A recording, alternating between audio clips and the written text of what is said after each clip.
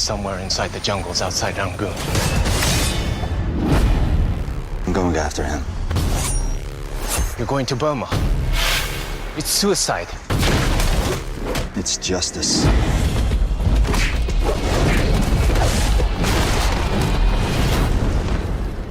This is Goro's territory, isn't it? Hit me. Where's Goro? Why are you asking about Goro?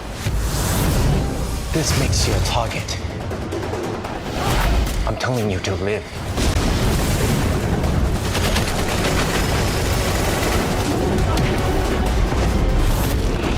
The man who seeks revenge should dig 2 graves.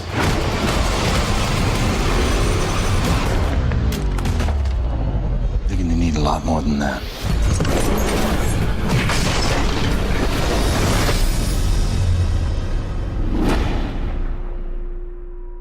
BehindTheMaskPresents.com, here with the savior of the action genre as far as I'm concerned, Isaac Florentine. And we're going to chat a little ninja. We're really excited to be talking with you today.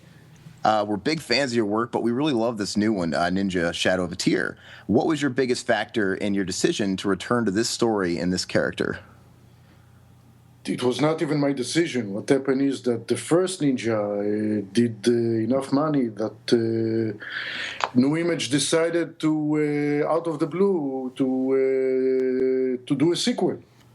And I mean, it was not as simple as that, but the person from the sales in New Image looked at the number and said, wow, let's do a sequel. Then New Image said yes.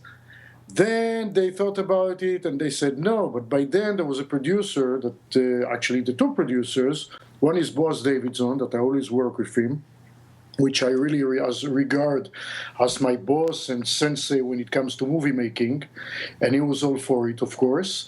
And the other is Frank DeMartini, that is also a producer there, and he's also a friend.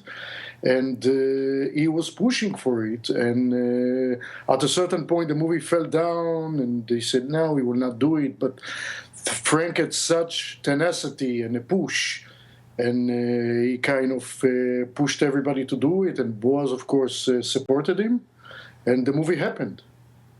Fantastic. I think, honestly, you succeeded in topping the first Ninja, which was, at its core, really just a fun movie. With this one, though, you got David White, who was on board with scripting. It's just a much darker in tone and a deeper film that brings a greater complexity to Scott Adkins' character. And the performances as a whole, I think, were a lot stronger. Was this a conscious direction that you took, or do you think it's a natural progression as a filmmaker? No, it was a conscious decision because, I mean, it's not a secret. I was not happy from the first Ninja. I thought we did a mistake going into the world of comics, too much fantasy. So was Scott, and so was Boaz, that was our producer, and we sat and we decided with David basically to go to a much darker story. And it could have been even much darker, but at a certain point we had to pull back because they wanted the movie to be PG-13, even though it got R at the end. We even pulled back in the darkness of the film. But that was totally a conscious decision to create something out of the Casey character that in the first movie was too much of a Mr. Nice Guy, which means his personality was not that interesting. And with the action, it came also, I mean, the minute that you go dark and you go more realistic, the action became more dark and more realistic. So, and as we were saying, it builds an even more complexity to the Casey character. I was sure to watch the first one again right before I previewed the second one, and the contrast is insane. I mean, yeah, it's personal in this one. He's out for blood. He does some pretty gnarly things in this one that I don't associate at all with the first one, and I think it works incredibly well. Yeah, we had to take it to a different extreme in order kind of to get away from the way that it was before, or in the first movie and probably in the beginning of the second movie, because when he's being jumped and he gives the wallet, that's a total martial arts thing. I mean, yes, I don't want to fight you. You want my wallet, take my wallet. Mm-hmm. But when they want the bracelet, the necklace of Namiko, that is now his wife, it's like, no. For this, I'm going to fight. Yeah, that's personal. Yeah, I agree. You've had the privilege of working with some of the best in the industry, like Jean-Claude Van Damme and Michael Jai White, but this is your fourth time, if I'm not mistaken, working with Scott. So the chemistry between you both must be pretty incredible for you to keep coming back. It's more than the fourth. I think it's our seventh overall. Wow. Yes. I know Scott, from 10, 11 years ago when we did Special Forces.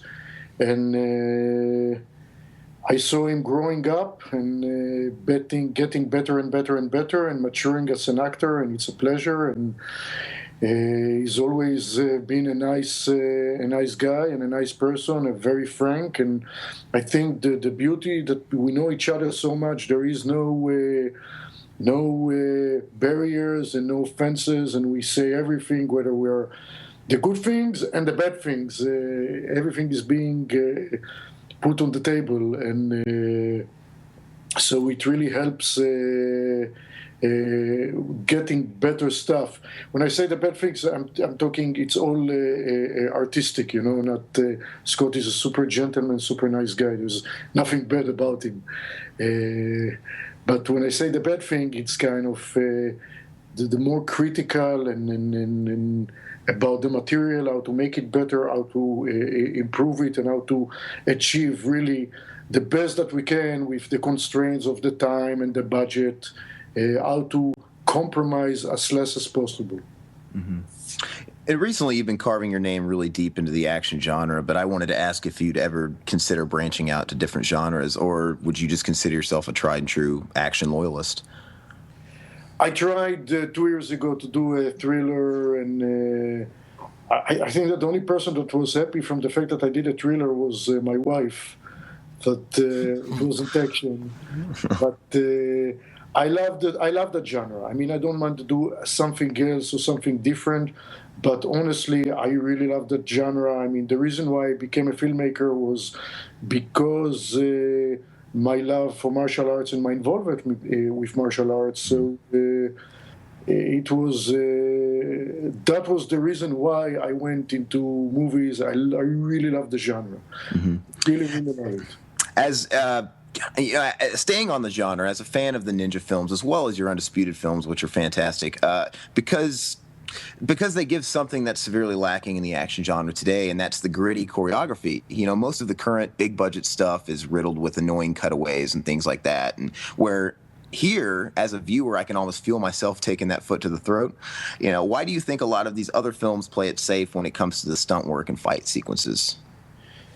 Frankly, I think that most of the directors, they don't have the confidence of how to approach a fight scene. So in many ways, they're in the hand of the fight choreographers, and as much as those guys want to offer the best way to go, many times director, either whether it's ego or arrogance or lack of confidence, they decide to go really safe, and then instead of directing and coming with a fight scene where the camera is a part of the action, they documenting the fight scene, and then it goes into quick cuts. My approach is totally different. Remember, I came from martial arts. I used to be a fight choreographer myself, and I still train. So I understand the technique, and sometimes when, of course, now I delegate. When somebody is the fight choreographer, I'm not going to step in. But sometimes I go and I see something and say, something, let's add here a switch step or some kind of a sweeping techniques on something, so we don't have to cut, and we can do a segment in one shot, or something that with minimum cuts, because the minute that I have talent that are capable to move really well, I don't want to cut it. And it goes back to when you see, I always say it, Gene Kelly or Fred Astaire or Donald O'Connor, when they dance, there are no cuts. You see them from top to bottom, because you don't want to see the technique, and the fight is the dance is very segmented. So it's the same idea you take into a fight. Even though fight is much difficult because there are hits and misses that you have to, you want to avoid. You want things to look like hits and not misses, so it's much more complicated. But the minute that you have talented people that can move and have great techniques, then you don't want to cut away from it. You want to stay there and you want to glorify it. This is where I see is the beauty of the genre. And it goes back even to the days of Bruce Lee. Look at Bruce Lee.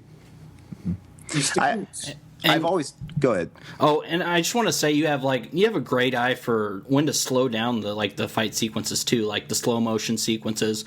At just that one part where it just gets you all amped up when it starts slowing down, and then somebody takes a fist to the throat or something like that. It just, I don't know. You have a keen eye for that, which I really appreciate too. Thank you. Thank you. Do you feel? I've often wondered if the reason, it seems like big budget Hollywood fighting movies, action movies, aren't as pure like we were talking about. Do you think maybe that the action genre, at least as far as the mainstream is concerned, is dying? Or are we on the verge of a revival with films like maybe The Raid Redemption or things like that? The Raid Redemption, I don't know if it will be mainstream. Unfortunately, Well, that's the problem. Yeah, it's definitely an indie film, but maybe at least action is thriving somewhere because box office numbers are proving otherwise with the Arnold movies and the Sly movies. Here is something that I discovered. I went to, let's say, New Image, that I've done with them so many movies, the Undisputed movies, etc., right? Mm-hmm. And I told them, let's do something that said Tony Jaa. They looked into the number, and they went to their buyer and said, no. We don't want to do something with Tony Jaa. The numbers, the buyers, they don't care about it. Mm-hmm. Then the same idea was with, let's say, The Raid or Ong Bak. Whenever I come with those examples, they look into the number and tell me, Isaac, those movies hardly made any money in America.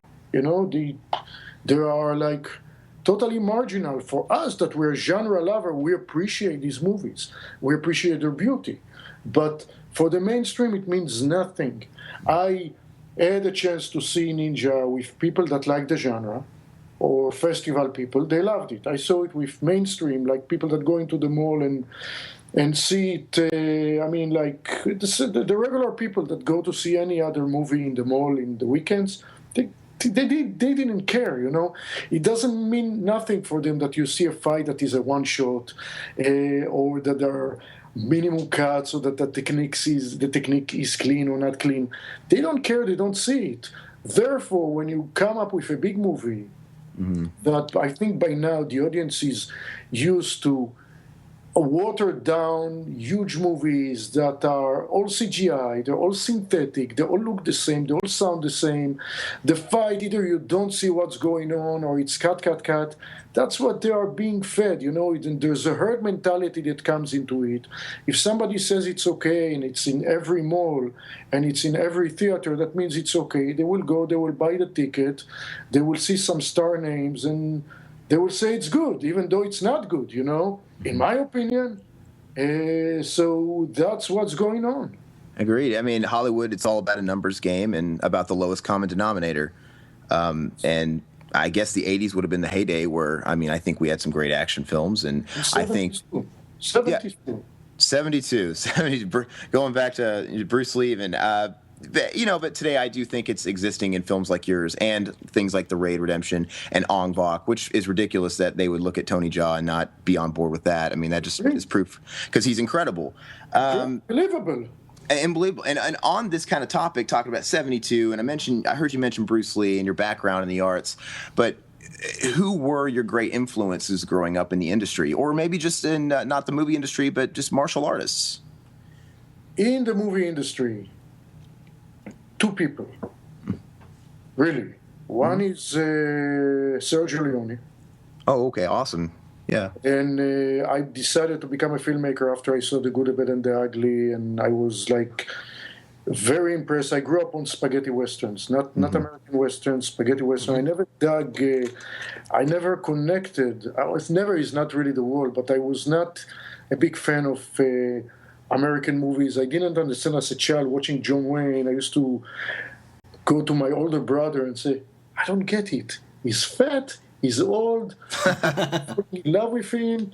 They're talking, and at the end there's some kind of one gunfight. Why people like it, you know? I used to watch the spaghetti western. I didn't know that they were dubbed. I hardly spoke English, you know, but it was cut to the chase. There was a lot of action, a lot of violence. It was cool. Yeah, it was cheesy, but I loved it as a child, you know?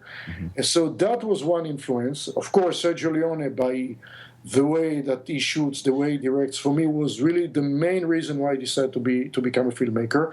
And until now, for me, he's the master. He is really the textbook of cinema for me. And the second person, that was Bruce Lee.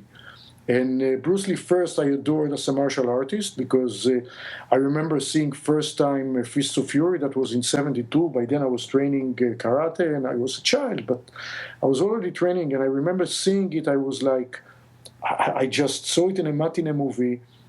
It was the first time that it was shown. And I remember walking home from the theater back to my house. It was like I was walking on clouds. It was unbelievable. And later on, at a certain point, when I decided to say, you know something, I want to do movies, and I want to do action and martial arts movies. And for me, he was always still the person, the master. And I think that for me, this is very personal.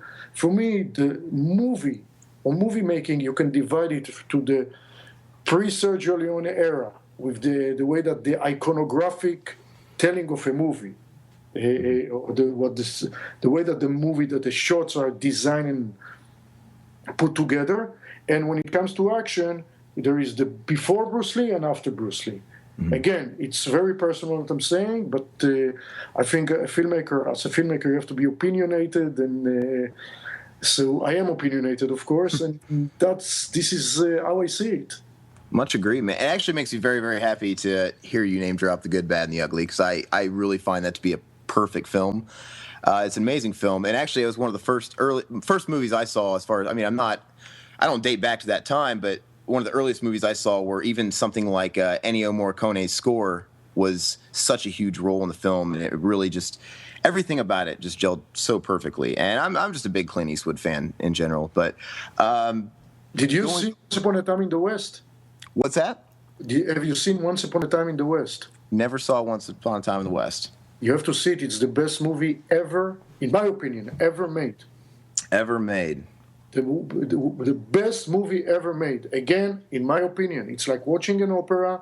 Sergio Leone, Charles Bronson, Claudio Cardinale, Jason Roberts, Henry Fonda, who plays the bad guy. This is the best movie ever made. For me, and I'm totally, again, opinionated. It's like a textbook of cinema. Instantly going in the queue tonight. Much appreciated. Charles Bronson, he's awesome. Yeah. By the way, Bruce Lee, if you look at the mannerism of Bruce Lee, even though he was a friend of Steve McQueen, look at his mannerism. It took many little shticks from Charles Bronson. Wow. So you have to look into it and to know both of them, especially when Bronson was doing the movies in Europe, his European movies. Look into it and say, okay, I dig it. Oh, yeah. This ain't over. I love Charles Bronson. You also cut some teeth in the 90s working with television, including a lot of credits working with the Power Rangers. I know it's a far cry from the kind of stuff you're creating these days, but as a child of the 90s myself, I was wondering what your memories of being involved with that franchise were like looking back. I love it. First, I was on and off with Power Rangers for even now, 20 years. I mean, here's the beauty of Power Rangers. If you look at Power Rangers, it looks like the cheesiest show ever made. Yeah, but it appealed to me as a kid. You know, it's awesome. However, nobody's watching it. If you take an episode, look at every episode, in half an hour you have melodrama, slapstick, action, CGI, green screen. It's like little feature within half an hour. Now, if you look at the action, especially the way Alpha Stan, Koichi Sakamoto, and Yuji Noguchi was doing it, it's the same style. And there's some cool stuff there. The beauty of Power Rangers is within the freedom that the people that were doing it were given. Here's what I mean. When I was doing Power Rangers, the producers came to me, and their motto was like this: you're shooting every day, you're directing every day. Go and experiment. If it's not working, go and reshoot it tomorrow. No big deal. Go and experiment. Now, this is a great freedom, you know. So now I used the show as a lab to try things. And once I came with my conclusion, and after I gained a lot of experience and a lot of mileage, I used a lot of that experience into features. Only from G or PG, you make it into an R. It's the level of grittiness goes up, but the style or the base of the style, the base, is very similar. We talk. Jason David Frank, obviously, very good friend of our show. Chatted with him many times over. He's always going on about trying to get a Green Ranger movie off the ground that's gritty and for more of the adults. And I think you should try and take that on. I think you could do it. I hope so. I'll tell you something with Jason Frank. When Jason Frank came, that was the first season, and I was then the fight choreographer and the second unit director. And he was the Sixth Ranger, and all of these first episodes were with us. He was not working with the main unit. And I remember we shot 2 fights within span of 3 days. One was on the beach, first time that he fights patties, and it was a great fight. It was like talking about Sergio Leone, totally Sergio Leone style. Then a day or 2 days after, we shot in downtown LA. And he runs up the wall, etc. And that was the first time that we did stuff with him. And I remember when we shot that fight, I looked around, and on the walls, people were standing and cheering. And I said to myself, wow, do we have a hit in our hand, or am I wrong? You know, on the topic of a scene like that from the Power Rangers, it actually makes me think, you know, it was a child show. It was for kids. It appealed, you know, it had the cheesiness. It had the Godzilla type stuff going on. But at the end of it, at the core of it, it was real. I mean, take someone like Jason David Frank. He's a real martial artist. Absolutely. He's got skills, and it was real. So they could, I mean, I'm not too familiar on the abilities of everybody else on the show. I know Johnny Young Bosch did some martial arts behind the scenes. Great. But yeah. Other than that, though, they probably could have gotten away with, you know, a bunch of cutaways and a bunch of doubles and stuff, but they didn't. There's people on there that really know their stuff. I mean, I think Jason David Frank's like a 7th degree karate black belt or something ridiculous like that. I mean, it was really cool. Remember, it's a show for 5-year-old, but this show is running in Japan since 1975 or 1976, and it's still running. And in the States since 1993, and it's still running. So there's something that is working.